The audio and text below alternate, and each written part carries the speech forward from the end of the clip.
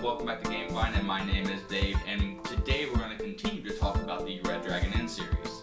And if you've already seen the other videos, you know that we've delved pretty deep into the series already. Today we're going to be talking about the 4th base set. And in the Red Dragon Inn 4, it introduces a whole crew of sailors freshly off the Crimson Drake. And if the scenery of Red Dragon Inn has been getting kind of stale for you, these guys bring a ship that you all can adventure on and or just go set sail and drink as much as you can. And this set simply adds another 4 heroes with their own tweaks and a simple variant where you can sail upon the seas. And you already know that I like this game, and I'm not going to be showing you how to play it. If you want to know that, go to the first video, you can find out all about it. And today I'm just going to be showing you the 4 extra heroes, the ship variant, and the few drink cards that they've added. So come sail away with me and I'll show you what I'm talking about. Oh, ahoy matey, let's drop the anchor and come on aboard.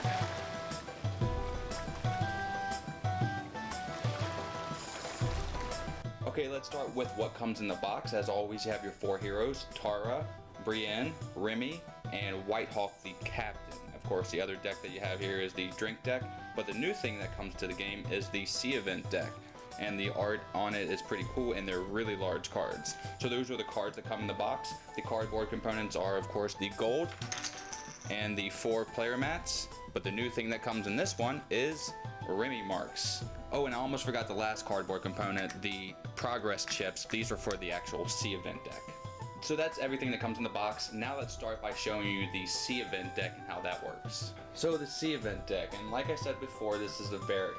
This allows you to get out of the Red Dragon Inn and drink on the high seas. Now you can play this with prior heroes. You don't have to have any of these new heroes to play with the Sea Event Deck, but you do have to decide on playing it at the beginning of the game.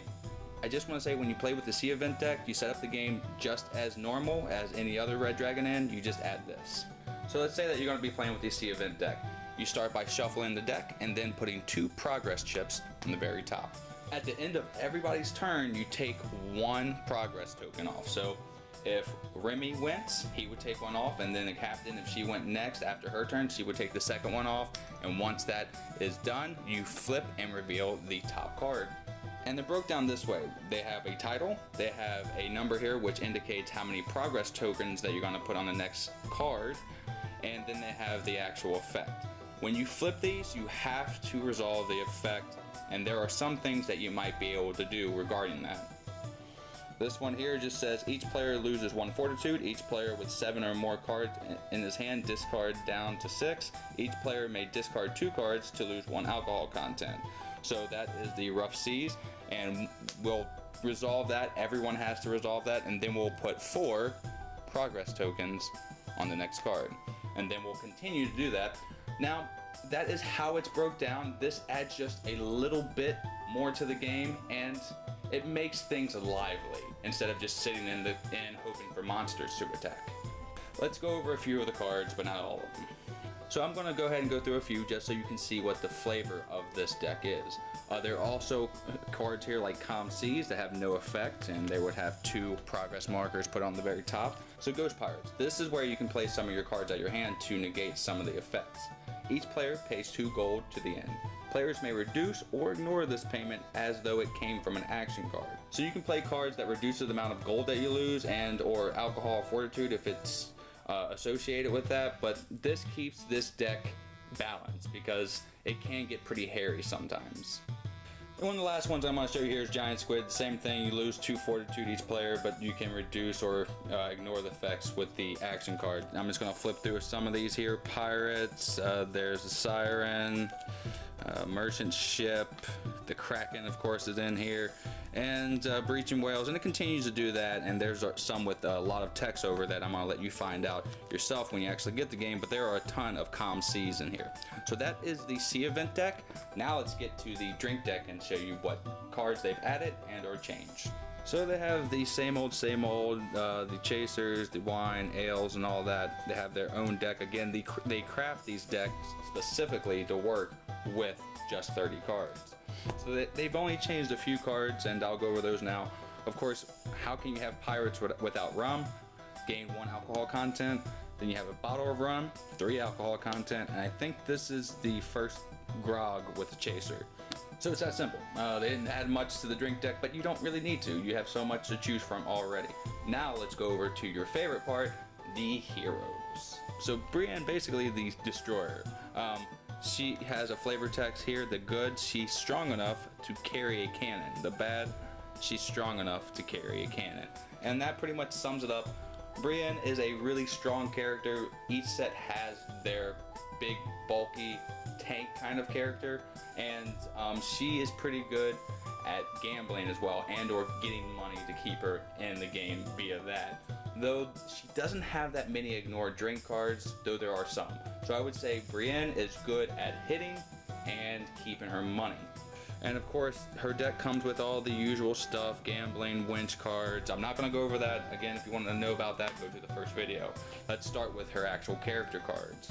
And for some reason, I got a blank card. Maybe I'm missing what this does. I don't know, that's strange, but that's neither here nor there. Let's go over a few of her player cards now. And she helps people out, as you can see from this card, and that's how she keeps a lot of her gold. You're looking woozy. This stuff helps me in the rough seas. Play this card immediately after another player gains alcohol content. They lose alcohol content and pay 1 gold to you. So she's got a few cards to help people out. As you can see, she breaks this guy's hand. Put her there, pal. And this loses 2 fortitude on another player. I'm built like an ox, and I can drink like one too. Reduce alcohol content of a drink by 4. So again, she has some things that help her with the alcohol content, but they're kind of few in between, though they are big hitters. I've got watch duty, and this one is ignore a drink card and whatnot. I think it's time to stop fooling around, don't you? And this helps her stop people from cheating. She also has a few cheating cards herself. Want to play, huh? That's another fortitude one. Can I borrow a few coins? We need more rope. She's trying to get gold outside of gambling. Again, that's how she keeps her stuff.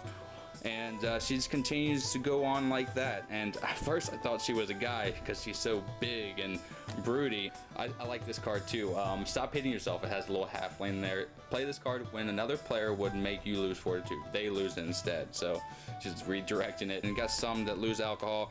But that is Brienne. She is strong. She can keep her coin by helping people, or, you know, doing some damage in a reversal.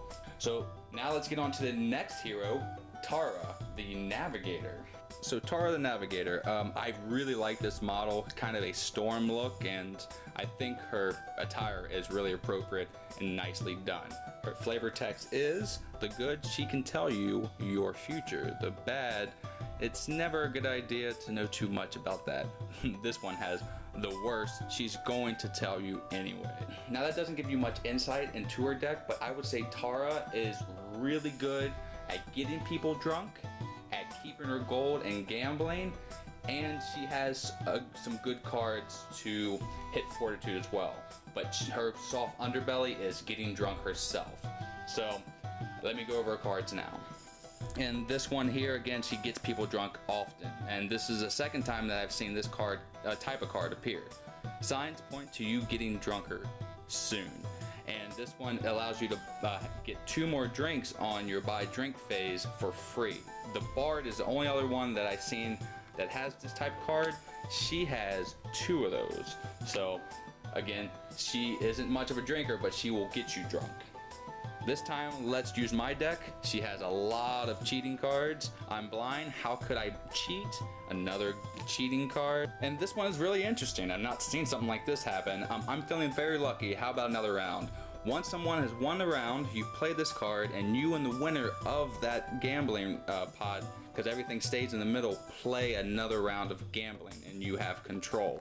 So she is really good at gambling. I'm not seeing a better character do that. Uh-oh, I don't like where this is headed. Ignore an action card or an event card. So some of these cards have to do with the C event deck, but it's not that deep that you have to play with it every time. Oh, this must be why I packed an extra healing potion so she can heal herself with some potion. There's a thirst in your future. Let me buy you a drink. She keeps buying people drinks, and it keeps going on and on like that. She's able to get people drunk. She's able to stay in gambling a lot, and I love her model and her art. One of my favorites yet.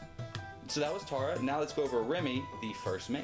So first mate Remy, on the very back of his card, he's the only one that really has this text on it because he has a special power. This shows you how to use Remy's marks. And the theme around Remy's marks consists of him basically keeping a close eye on people doing wrong things. And if you have a mark on you, he's probably going to hit you harder than normal.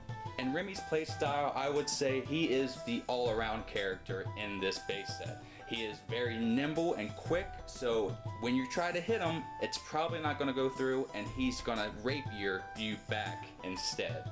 Again, keeping with the good theme, very wiry character and fast on his feet.